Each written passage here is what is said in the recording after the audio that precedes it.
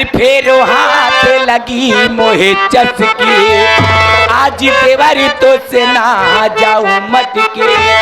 ये मारी मारे मन रही जाए, टपकी जाए जले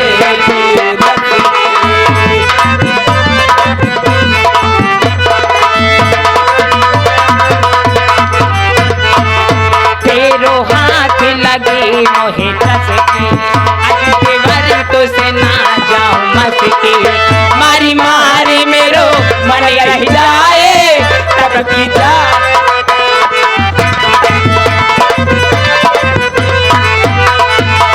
तो जंगल में दबा के तकिया लगी बुरी भी मारी है, भंवरसी भा नए जवानी अब ही उम्र मोरी बारी,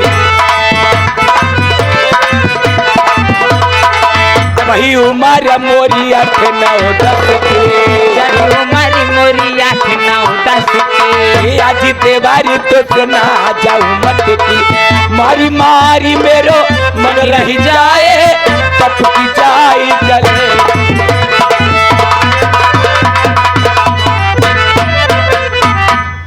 इतनी महंगाई में का करबे करी।